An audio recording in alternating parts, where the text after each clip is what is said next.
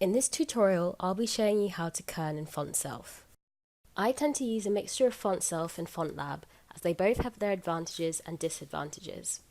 Typically, I'll set up my groups in Fontself and kern in FontLab, but if you want to only use one, we'll be covering both. To start with, I'll open Fontself. Then I'll go to Advanced and then to Kerning. Here I can set up my groups, or as they're called in FontLab, classes. By setting these up, this will save us time by not having to kern every single glyph. So, for example, if you have an uppercase A and an A with an accent, both will follow the same kerning. To do this, I just type my master letter into the space left and right of the letter we want to follow the same kerning rules. Then we do this for the rest.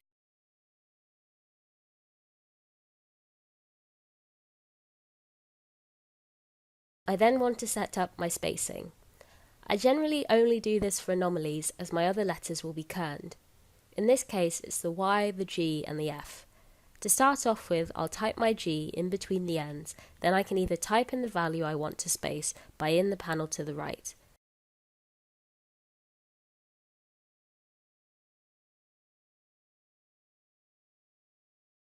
Or I can manually space by clicking on the letter and dragging the lines to the side of it.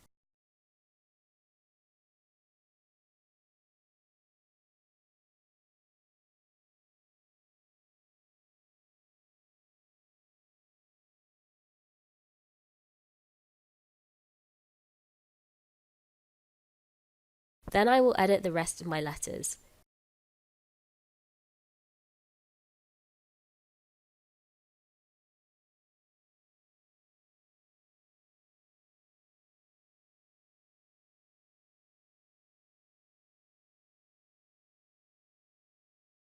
Once this is done, I'll move on to kerning.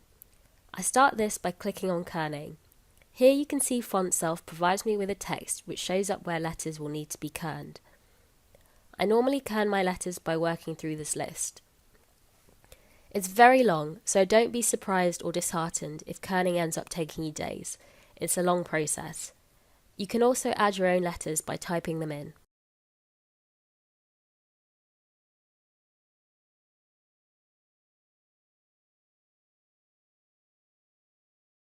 To kern, I can click on the letter I want to kern and move it closer or further away from its pair manually.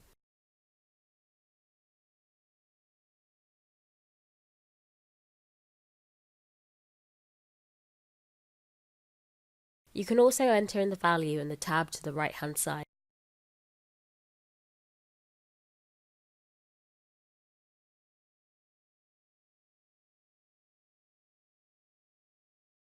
To set up pairs, you can either type them in the preview window or type them in the tab to the side.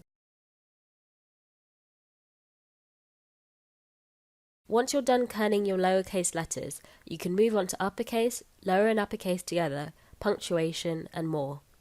The trick is to go for what looks right visually, and if you're still unsure, I recommend looking at existing fonts such as Georgia or Arial.